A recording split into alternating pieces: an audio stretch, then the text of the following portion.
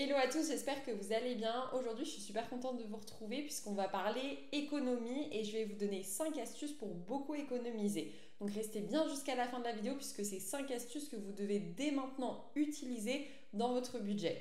Alors, on commence avec la première astuce qui est de faire un audit de tes dépenses fixes. C'est quoi un audit? En fait, concrètement, tu vas venir repérer toutes tes factures invisibles. Donc, tu vas noter toutes tes dépenses, tout ce que tu as l'habitude de dépenser, que ce soit dans tes dépenses fixes comme le loyer, les factures, etc. et aussi les dépenses variables.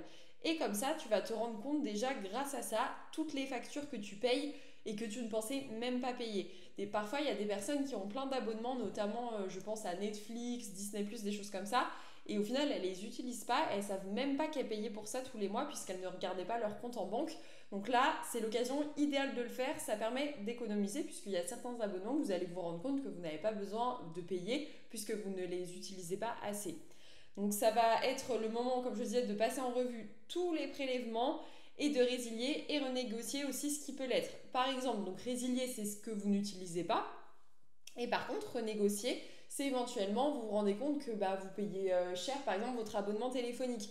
Souvent, dites-vous qu'un abonnement téléphonique et aussi l'abonnement Internet, normalement, il faudrait changer de fournisseur ou changer de contrat tous les ans pour rester rentable et pour ne pas perdre son argent, entre guillemets. Donc, c'est le moment de renégocier vos contrats, c'est le moment de renégocier éventuellement vos assurances, les choses comme ça, puisqu'il y a toujours de l'argent à aller chercher n'importe où. Parfois, on pense qu'on ne peut pas toucher à nos dépenses fixes, on n'a pas le choix de les payer, c'est comme ça, le montant ne changera pas, alors que c'est faux. Vous pouvez tous retravailler les montants pour lesquels vous payez. Je fais juste une petite pause dans la vidéo pour te parler de ma méthode pour reprendre en main tes finances. Donc si tu veux restructurer ton budget, te dégager de la marge pour atteindre tes objectifs financiers, pour réussir à épargner 15, 20, 25% de tes revenus, je t'ai préparé une vidéo explicative où je t'explique tout ça, pas à pas, comment bien restructurer tes finances.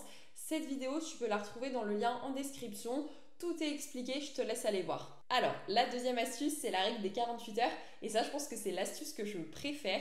Et pourtant, c'est l'astuce qui n'est pas facile à mettre en place. Enfin, ça dépend des personnes. En fait, il faut vous dire que cette règle, vous allez l'utiliser surtout pour les achats qui sont non essentiels. Pas pour les courses, pas des choses comme ça, mais vraiment pour des achats que vous n'aviez pas prévu d'acheter, que vous n'aviez pas planifié et qui sont, on va dire, des achats un peu impulsifs, compulsifs et de plaisir. Donc, je m'explique. Par exemple, vous allez dans un magasin et là, vous voyez une très belle robe. Vous avez trop envie de l'acheter, mais vous n'en avez pas forcément besoin, ce n'était pas forcément prévu dans votre budget du mois. Donc, ce n'est pas un achat essentiel pour votre survie, on va dire. Donc là, vous ne craquez pas, vous ne l'achetez pas, vous attendez 48 heures. Vous imposez ce délai-là et en fait, laisser ce petit temps de délai, ça va vous permettre à vous et du coup votre cerveau aussi de prendre conscience de est-ce que vous avez vraiment besoin de faire cet achat-là. Et la plupart du temps, mais vraiment je dirais à quasi 95% du temps, vous allez vous rendre compte qu'en fait non, vous n'aviez pas besoin d'acheter ça, c'était juste un petit plaisir sur le moment, un petit craquage que vous aviez envie de faire, mais que c'est pas quelque chose qui allait vous servir pour le futur et c'est pas quelque chose dont vous aviez vraiment besoin. Donc vraiment hyper important d'attendre 48 heures. Si vous pensez que 48 heures ça suffit pas, même mettez encore plus de délai, pourquoi pas, mais vraiment au moins minimum 48 heures parce que vous allez voir, ça va vraiment vous changer la vie. Si vous voulez vraiment quelque chose, que vous l'achetiez maintenant ou dans 48 heures, ça sera la même chose. Logiquement, si c'est quelque chose d'essentiel et qui n'est pas un achat impulsif, que vous attendiez 48 heures ou pas, ça ne changera rien puisque c'est quelque chose que vous avez vraiment besoin. Alors que si c'est un achat que vous n'avez pas besoin, vous allez vous dire, au bout des 48 heures, vous allez vous dire qu'au final, vous en foutez de l'avoir, du coup, vous ne l'achetez pas. Donc, hyper important de respecter cette règle-là et ça va vous permettre justement donc de vous rendre compte que vous n'en aviez pas besoin au final. La troisième astuce, c'est de planifier vos courses et vos repas. Donc ça, hyper important parce que le budget course, c'est souvent une galère clairement pour le maîtriser. Donc si vous ne faites pas de liste, vous allez acheter plein de produits inutiles, plein de choses que vous n'avez pas besoin ou pas forcément de choses que vous avez besoin pour cette semaine-là par exemple. Donc hyper important de planifier ses courses, vous faites des menus à la semaine, comme ça vous achetez tout ce dont vous avez besoin. Donc concrètement vous faites comment? Je sais pas, par exemple si vous avez l'habitude d'aller aux courses le lundi, donc le dimanche vous vous posez et vous décidez de tous les menus que vous allez faire cette semaine. Donc pas forcément lundi midi je mange ça, lundi soir ça, mardi midi ça, mardi soir ça. Non, pas forcément ça, pas autant poussé. Mais vous vous dites, bon bah ok, là sur cette semaine-là, j'ai tant de repas que je dois faire moi-même. Donc je prépare, donc je me note, par exemple vous avez 7 repas à faire, et bien vous notez 7 idées repas à faire. Donc vous notez ces 7 idées-là, vous notez les ingrédients, vous regardez sur internet ou dans votre tête, selon si vous connaissez la recette ou pas, les ingrédients que vous avez besoin pour faire ces plats-là. Avant de noter sur votre liste de courses tous les ingrédients du coup que vous avez vu dans la recette, vous allez d'abord jeter un œil dans vos placards puisque parfois vous pouvez déjà avoir les aliments. Je pense, moi je sais que ça m'arrivait très souvent avant. Je voulais faire des lasagnes, donc le plat vraiment trop bête. Je me notais mes petits trucs et pour la recette. Et au final, je me retrouvais avec plein de sachets de pâte à lasagne alors que j'en avais plein dans mon placard. Enfin, j'en achetais alors que j'en avais plein dans mon placard. Donc là, c'était clairement inutile. C'était de l'achat inutile, même si c'est pour ça me servira après, parce que je ne jetais pas. Mais sur le moment, ça ne servait à rien que j'en rachète. Donc ça permet d'optimiser son budget aussi. Et comme ça, vous savez ce que vous devez acheter. Vous avez votre petite liste que vous avez faite en parallèle des choses que vous aviez dans votre placard. Donc vous allez compléter les achats en magasin, vous savez ce que vous achetez, vous restez focus sur ce que vous devez acheter et vous n'achèteriez rien d'autre puisque vous avez tout sur votre liste. Donc ça vraiment la liste c'est super puissant, super fort pour tenir son budget au moment des courses. Si vous voulez aller plus loin aussi dans la gestion de votre budget course, le mieux même au-delà de regarder ces placards quand vous avez des idées de recettes, c'est de faire les recettes à partir de ce que vous avez dans les placards. Donc là, c'est un peu plus, pas compliqué, mais entre guillemets contraignant. Donc, mais c'est vraiment parfait pour un budget. Mais si déjà vous commencez par faire une liste des menus que vous voulez et que vous complétez avec ce que vous avez dans vos placards, c'est déjà super super bien. Là, vous verrez déjà une évolution. Donc vraiment hyper important de planifier vos courses avec les repas. La troisième astuce, c'est de séparer vos comptes.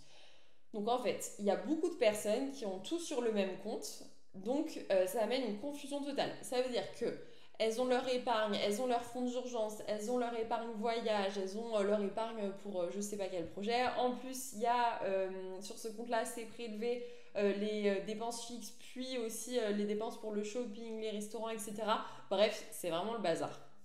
Donc, ce qu'il faut faire, c'est être au clair, que ce soit autant dans votre tête, mais aussi sur vos comptes. Donc, le mieux, moi, ce que je recommande vraiment, c'est d'avoir un compte courant donc pour payer vos factures, donc tout ce qui est loyer, abonnement, etc. Toutes vos dépenses fixes en fait.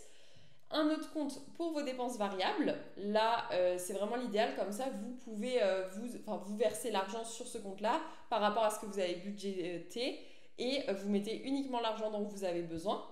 Et après, un compte ou enveloppe pour chaque épargne. Ne jamais mélanger ces épargnes sur un même compte, sinon vous allez être perdu, vous n'allez plus savoir combien vous avez pour tel objectif. Donc vraiment hyper important de séparer. Par exemple, si vous voulez économiser pour Noël, ne placez pas cet argent-là sur votre livret A qui sert par exemple au fonds d'urgence. Sinon, vous allez vous perdre et vous allez oublier combien vous aviez prévu pour Noël. Et au final, peut-être qu'au moment de Noël, vous allez retirer plus d'argent alors qu'il devait rester une partie pour le fonds d'urgence. Donc bien faire attention à ça, à vraiment séparer vos comptes et notamment surtout aussi pour l'épargne. Et ensuite, on passe à la dernière astuce. Donc de vous payer en premier. Ça, je pense que vous l'avez déjà entendu et souvent, je sais que notamment les personnes que j'accompagne, elles me disent souvent, mais ça veut dire quoi en fait se payer en premier? Je comprends pas. En fait, il faut vous dire que la plupart des personnes, elles font cette erreur-là, c'est d'attendre la fin du mois pour épargner. Donc en gros, concrètement, elles attendent de voir s'il leur reste de l'argent. Donc si vous faites ça, et généralement, à la fin du mois, vous le savez comme moi, il ne reste pas grand-chose. Donc vous n'épargnez pas. Donc vous ne faites pas de l'épargne votre priorité. Ce que vous devez faire, c'est que l'épargne, elle doit vraiment passer avant toutes vos autres dépenses. Donc avant toutes les dépenses variables, on va dire. Donc dépenses plaisir. Dans un premier temps, vous payez vos factures, tout ça. Ensuite, vous épargnez et après, avec votre reste à vivre, là, vous prévoyez vos dépenses variables. Donc dès que votre salaire il arrive, vous mettez directement un pourcentage de côté. Peu importe le pourcentage, le mieux, c'est dites-vous, un bon budget, c'est de 15, minimum 15%. Aller dans les 20-25%, c'est parfait, mais déjà, minimum 15%, c'est super bien.